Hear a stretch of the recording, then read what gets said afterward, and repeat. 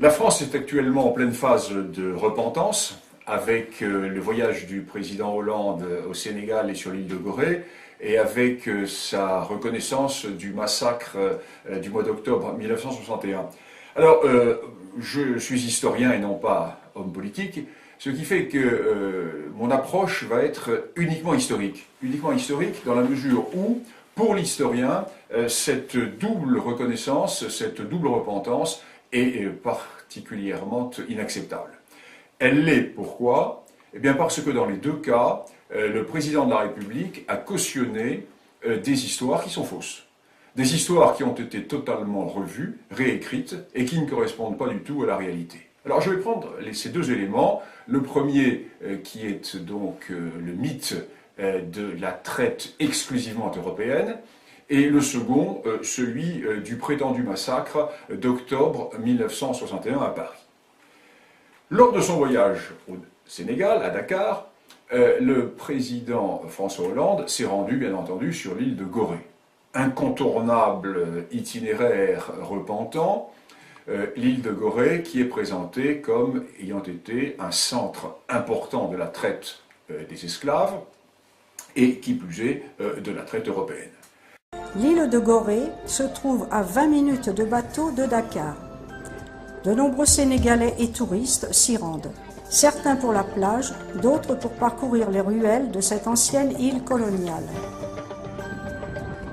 Comment peut-on imaginer que dans ce site paradisiaque ont eu lieu tant d'atrocités? À Gorée, la visite de la maison des esclaves est un devoir de mémoire que tous, blancs ou noirs, devons accomplir. L'actuelle maison date de 1776 et fut construite par les Hollandais. L'île de Gorée était le centre de transit le plus important de l'Ouest africain. L'effectif dans cette petite maison variait entre 150 à 200 esclaves, hommes, femmes, enfants. La valeur d'un homme dépendait de son poids et de sa musculature. Ceux qui pesaient moins de 60 kilos étaient engraissés comme des oies avec des haricots et de la farine pour atteindre ce poids au moment de la vente. La valeur d'un enfant dépendait de sa denture. En bonne santé, un enfant valait un miroir. Une vierge valait un baril de rhum. Les cellules mesurent 2,60 m sur 2,60 m. On y mettait 15 à 20 esclaves dans chacune. Ils étaient assis, le dos contre le mur, et des carcans les maintenaient au cou et au bras. On ne les libérait qu'une fois par jour pour leur permettre de satisfaire leurs besoins. Ils vivaient dans un état d'hygiène si repoussant que la première épidémie de peste qui ravagea l'île en 1779 est partie de ce sanctuaire. Les hommes, une fois pesés, étaient acheminés entre les deux escaliers en fer à cheval dans la cour où on les palpait comme du bétail afin de permettre à l'acheteur, accoudé au balcon, de juger la valeur musculaire de chacun. Donnant sur la mer, nous avons la porte du voyage sans retour qui servait pour l'embarquement des esclaves. Certains tentaient de s'évader en se jetant à l'eau, mais ils ne pouvaient aller loin car ils étaient abattus par les gardiens ou mangés par les requins, habitués à venir pour dévorer les malades et les agonisants que l'on jetait à la mer.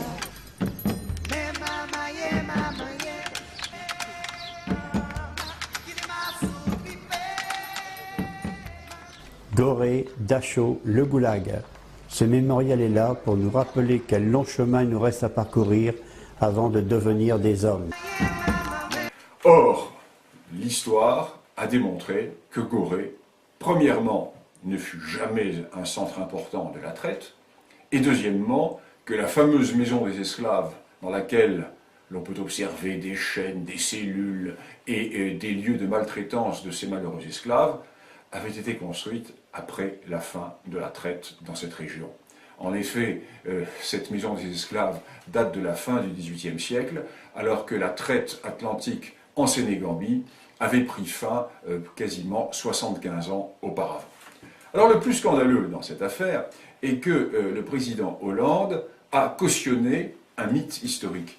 Eût-il voulu se rendre en pèlerinage sur un véritable lieu de traite, il aurait pu se rendre à Cape Coast, au Ghana, où là, effectivement, des vestiges d'un important fort qui appartint aux Hollandais, aux Anglais, aux Danois, subsistent. Fort qui fut effectivement un centre essentiel de la traite des esclaves, mais pas Gorée. Nous savons très bien, par les études qui ont été faites par les divers historiens qui ont travaillé au Sénégal, que cette île de Gorée fut en fait une petite étape dans le relais de la traite. Et lorsque le président Hollande est allé quasiment se repentir devant les Sénégalais, le plus extraordinaire, c'est qu'il est allé se répandre devant les descendants de ceux qui avaient vendu leurs frères comme esclaves. Parce que, et là le paradoxe est de plus en plus étonnant, le paradoxe est de plus en plus étonnant parce que quand la traite des esclaves disparut dans l'Atlantique, elle se poursuivit à travers le Sahara. Et au moment où fut construite la maison dite des esclaves à Gorée, la seule traite qui était pratiquée dans la région était la traite arabo-musulmane à destination de la Méditerranée et de tout le monde musulman. Alors cette question de la traite est une question qui est bien connue. Elle est bien connue depuis les travaux qui ont été faits par les historiens britanniques de l'université d'Oxford. Alors je renvoie à la monumentale histoire de l'Empire britannique d'Oxford. Et en France, cette histoire est parfaitement connue depuis les travaux définitifs d'Olivier Pétré-Grenouillot, mon collègue universitaire, Olivier Pétré-Grenouillot, qui a consacré une somme considérable à cette histoire de la traite. Alors cette histoire de la traite est très très clairement établie. Il y eut en fait 3 traites. L'on ne dénonce qu'une seule traite, la traite européenne. Or il y en eut 3. La première, la traite interne à l'Afrique. Parce que toutes les sociétés africaines, ou quasiment toutes les sociétés africaines, furent esclavagistes. La seconde traite, qui débute dès le 8e siècle, c'est la traite arabo-musulmane. Elle débute dès le 8e siècle et elle se poursuit jusqu'au 20e. Elle était en fait arrêtée par la colonisation. Cette traite a ravagé toute une partie de l'Afrique. On n'en parle jamais. Vous êtes venu avec un nouveau livre, publié toujours chez Gallimard, Continent Noir, et vous l'avez intitulé « Le génocide voilé, enquête historique sur la traite négrière ». Vous employez le terme « génocide voilé ». Quand j'ai lu votre livre, j'ai eu l'impression que le titre était un peu faible. Oui, faible dans l'espace et dans le temps, surtout, puisqu'on a beaucoup parlé de la traite transatlantique. Bon, mais si la traite transatlantique a été qualifiée et reconnue à juste titre comme un crime contre l'humanité, ce qu'il faut dire, c'est que celle pratiquée par les arabo-musulmans fut un véritable génocide. Parce que le sort qui était réservé, en fait, aux captifs africains apparaît aujourd'hui avec le recul comme une sorte d'extinction ethnique à terme, mais programmée par castration massive. Et on sait aujourd'hui qu'ils ont pratiquement tous disparu, en dépit des masses énormes d'Africains déportés dans les pays arabo-musulmans. Voilà pourquoi j'ai préféré utiliser le terme de génocide. Parce que si vous avez 17 millions de déportés, et que par la castration massive, vous n'avez qu'une minorité de Noirs qui a réussi à survivre en terre d'islam, alors que de l'autre côté, je parle de la traite transatlantique, vous avez aujourd'hui 70 millions d'individus qui sont descendants ou métis d'Africains qui peuplent le continent américain, des États-Unis jusqu'au Brésil, passant par les îles de la Caraïbe, alors que dans les pays arabo-musulmans, on n'en trouve plus trace. Alors vous dites d'ailleurs, qu'il serait grand temps que la génocidaire traite négrière arabo-musulmane soit examinée et versée au débat au même titre que la ponction transatlantique. Parce que ça, c'est un pan de l'histoire qui est quoi? Méconnu, caché volontairement, occulté? Qui a été volontairement, c'est sûr. Et cette amnésie volontaire de la part des élites noires sur la question peut s'expliquer par le fait que beaucoup de chercheurs ont encore du mal à passer d'une vision mémorielle, affective de cette histoire, évidemment pour des questions de solidarité religieuse, c'est évident,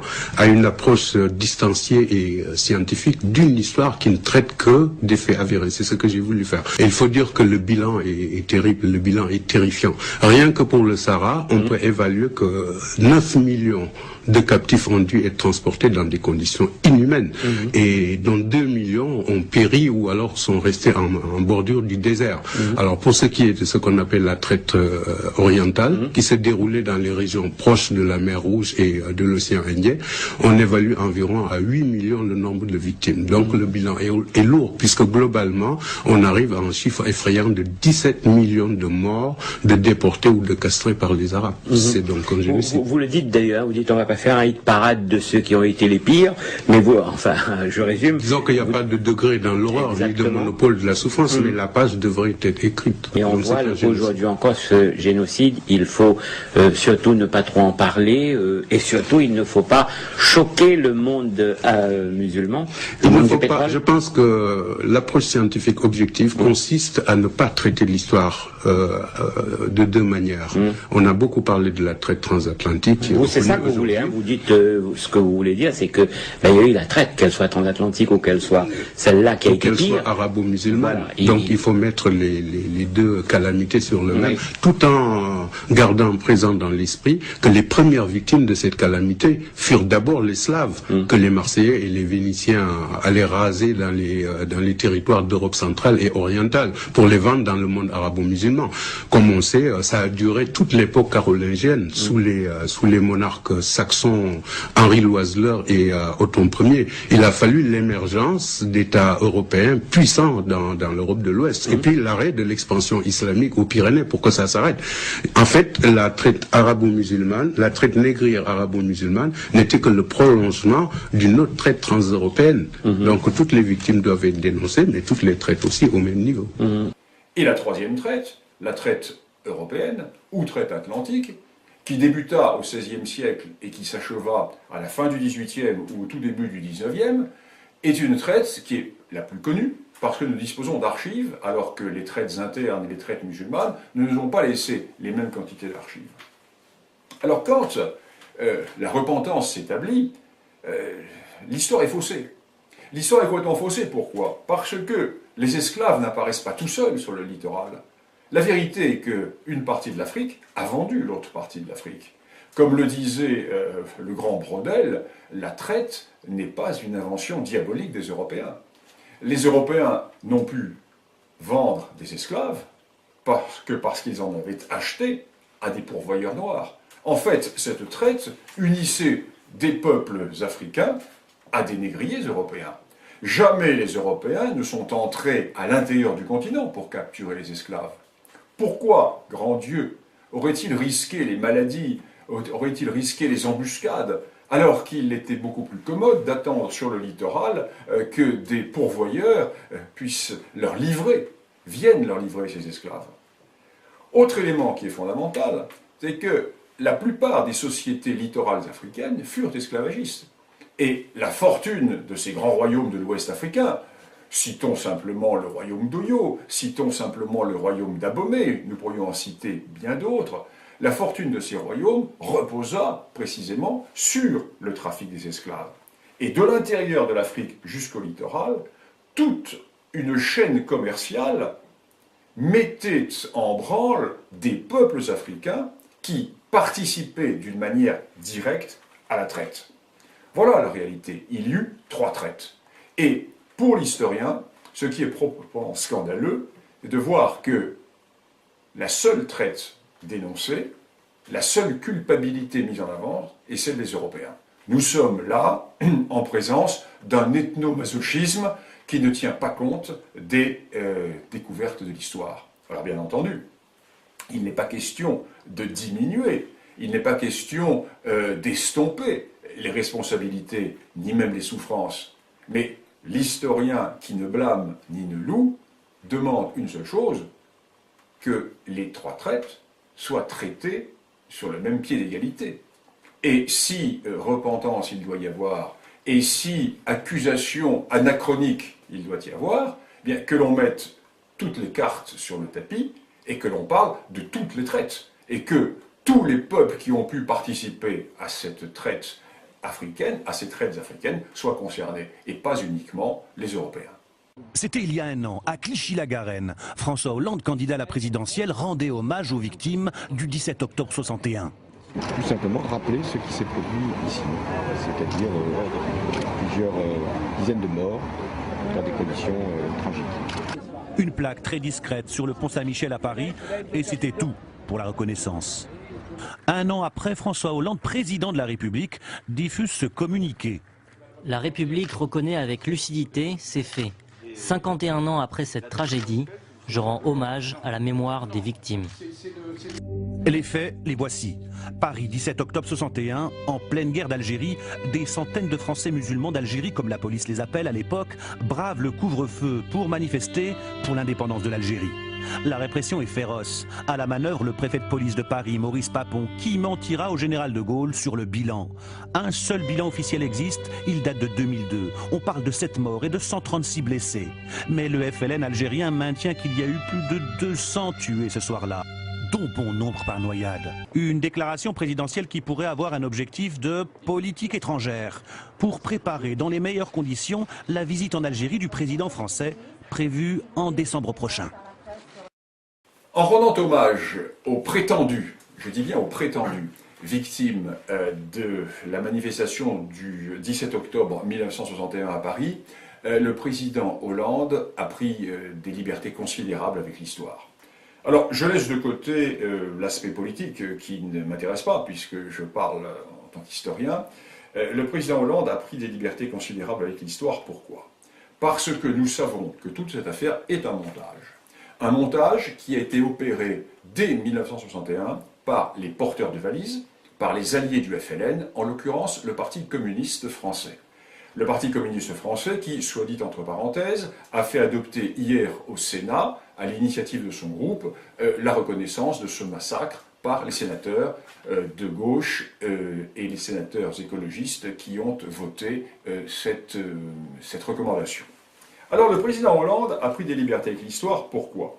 Parce que depuis des années, les historiens travaillent sur cette question. C'est un problème qui a été étudié depuis longtemps, et notamment depuis 1998. En effet, en 1998, nous sommes sous un gouvernement socialiste, M. Jospin est Premier ministre, le président de la République est M. Jacques Chirac. À cette époque, les porteurs de valises et leurs héritiers mettent en avant cette idée de massacre qui aurait été commis par la police française sur des Algériens qui manifestaient pour l'indépendance le 17 octobre 1961. Et M. Lionel Jospin, pour en avoir le cœur net, charge une commission de hauts fonctionnaires de faire la lumière sur cette question.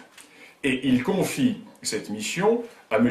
Mandelkern, qui est conseiller d'État, M. Dieudonné Mandelkern, qui compose une commission et qui, à cette occasion, voit s'ouvrir des archives qui jusque-là étaient fermées. La loi des 50 ans qui faisait que ces archives étaient fermées. Et la commission Mandelkern rend un rapport tout à fait intéressant qui fait litière de la plupart des accusations portées contre la France. Au même moment, un jeune historien qui s'appelle Brunet, Jean-Paul Brunet, va réussir de son côté à travailler sur d'autres archives qui jusque-là avaient été fermées, notamment des archives fort intéressantes, les archives de l'Institut médico-légal de Paris, la Morgue. Et Brunet va publier 2 livres dans lesquels il fait lui aussi litière des accusations qui sont portées contre la France. Alors que démontre Brunet? Il démontre que la majorité des décès qui sont attribués à la police française à la suite de ces manifestations du 17 octobre sont des décès qui sont antérieurs ou largement postérieurs à cette manifestation. Et Brunet montre que le jour de cette manifestation, l'on nous dit qu'un massacre se déroulait dans Paris, l'on nous dit que des centaines de personnes ont été massacrées, ou pour le moins des dizaines de personnes ont été massacrées. Or, les registres de la morgue de Paris, de l'Institut médico-légal, montrent que le 17 octobre 1961, aucun cadavre de Nord-Africain, l'on parlait à l'époque de Nord-Africain, terminologie d'époque, n'est entré à la morgue de Paris. À 4 heures du matin, le 18 octobre, les archives de la police nous donne le bilan suivant, bilan qui parvient à Maurice Leguet, qui est le directeur général de la police parisienne, bilan de 3 morts. Sur ces 3 morts, il y a un Français de souche que l'on retrouve dans le périmètre de la manifestation, mort, le crâne fracassé, devant l'entrée d'un cinéma, on ne sait pas qui l'a tué, et 2 autres victimes, 2 Algériens, qui sont retrouvés non pas dans le périmètre de la manifestation, mais bien plus loin. L'on ne sait pas si ces 2 personnes sont mortes, tuées par la police, ou dans des règlements de compte avec le FLN. Donc nous sommes déjà loin de ce bilan de dizaines ou de centaines de morts, de dizaines ou de centaines de noyés, à l'occasion pour lesquels, le président de la République a exprimé une certaine repentance. Alors on nous dit, oui mais c'est normal que la morgue de Paris n'ait pas enregistré de cadavres le jour même, parce que les manifestants ont eu peur d'aller déposer les cadavres dans les hôpitaux ou à la morgue, ils les ont cachés chez eux et ils les ont ensuite déposés à la morgue plus tard. Là encore, c'est faux, parce que nous disposons des relevés et des statistiques de l'Institut médico-légal pour toute l'année 1961. Et nous voyons bien que ces cadavres qui sont remis à la morgue, sont des cadavres qui ne proviennent pas de cette manifestation. D'ailleurs, et c'est encore un des apports considérables de Brunet dans ses travaux, Brunet nous montre que l'essentiel des Nord-Africains morts pendant l'année 1961, et plus particulièrement pendant le mois d'octobre 1961, sont non pas des victimes de la police, mais sont des Algériens qui ont été massacrés, assassinés, exécutés par le FLN, soit parce qu'ils étaient pro-français, c'est-à-dire contre l'indépendance de l'Algérie, soit parce qu'ils appartenaient au MNA de Messali Hadj, qui était le grand rival dans la lutte nationaliste contre le FLN. Voilà donc la réalité. La réalité est que nous sommes face à un montage qui a été cautionné par le président de la République, ce qui est historiquement parfaitement scandaleux, car le président de la République ne s'est même pas documenté. Il ne s'est même pas documenté en revenant au rapport Mandelkern, qui avait été commandité par Lionel Jospin, Premier ministre socialiste, et il n'a tenu aucun compte des nombreux travaux qui ont été faits par Brunet et par bien d'autres historiens. Je ne peux pas donner la liste ici car cela dépasserait le cadre d'un tel entretien, mais nous sommes parfaitement renseignés sur la question. Alors, je pose une question. Puisque nous sommes dans la repentance, puisque la repentance dégouline sur nous en ce moment, pourquoi le président de la République ne s'est-il pas manifesté? Pourquoi est-il resté silencieux sur un vrai massacre, sur un authentique massacre, sur un vrai massacre de civils? Il est vrai que les civils qui ont été tués n'étaient pas des Algériens, mais des Français, qui manifestaient leur attachement à la France, et il s'agit du massacre de la rue d'Isly à Alger, le 26 mars 1962. Le 26 mars 1962 est une date que Nicole Ferrandis n'oubliera jamais. Ce 26 mars, depuis 40 ans, il est là, il est en nous. Notre famille a été détruite. Ce jour-là, Nicole et ses 3 sœurs font partie de la manifestation pacifique des Français d'Alger qui a pour but d'aller soutenir le quartier de Bab el-Oued, encerclé depuis plusieurs jours par l'armée française. Ambiance bon enfant, foule désarmée, atmosphère de kermesse. Tout d'un coup, devant la grande poste rue d'Isly, l'armée, après avoir entendu un coup de feu, se met à tirer dans la foule sans sommation. Un jeune journaliste français, René Duval, filme la fusillade et enregistre.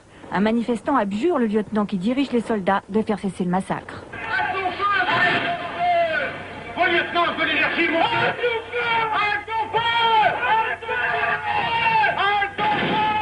Mon lieutenant, criez, je vous en prie. La fusillade unilatérale durera 12 minutes. Au nom de la France, Nicole Ferrandis sera la seule des 4 sœurs à sortir indemne de la fusillade. L'une est décédée et les 2 autres sont restées handicapées à vie. Je me demande toujours ce qu'elle a pu penser avant de mourir. C'est quelque chose d'affreux. C'est 12 minutes de fusillade où je me dis, mais qu'a-t-elle pensé? Qu'elle allait mourir par la France, pour la France? Et c'est vraiment quelque chose d'insoutenable. C'est très très dur. Les militaires qui ont tiré étaient des tirailleurs algériens de l'armée française, en majorité des musulmans fraîchement recrutés. Ils étaient dirigés par un jeune lieutenant kabyle et n'étaient pas formés au maintien de l'ordre. Ce jour-là, entre 50 et 90 personnes ont été tuées, la plus jeune avait 10 ans. Le gouvernement français n'a jamais exprimé le moindre regret. Les familles des victimes attendent toujours une reconnaissance de leur drame. La France reconnaît donc ses responsabilités dans un prétendu massacre, dans un massacre imaginaire qui concerne le FLN, qui manifeste dans Paris alors que la guerre est là, alors que la manifestation est interdite, et une manifestation de Français qui, elle, se fait mitrailler, se fait massacrer par sa propre armée. Deux poids, deux mesures, qui montre bien que pour certains, la guerre civile intellectuelle qui secoue la France depuis des décennies n'est pas terminée. Et l'historien ne peut que rester pantois devant une telle distorsion et devant de tels aménagements de la réalité. Et surtout, devant un tel recul des connaissances. Car ce qui est frappant, c'est que chaque jour qui passe, chaque année qui passe, dans ces domaines concernant la traite esclavagiste, dans ce domaine concernant la guerre d'Algérie, les historiens avancent, les connaissances s'accumulent et, parallèlement à cela, les politiques reculent dans l'état des connaissances, s'obstinent à ne pas en tenir compte au nom d'un anachronisme politique et au nom de guerres du passé que l'on veut continuer à aménager dans le présent, peut-être pour des objectifs bassement politiques, mais dans lesquels l'histoire se trouve violée et gravement violentée.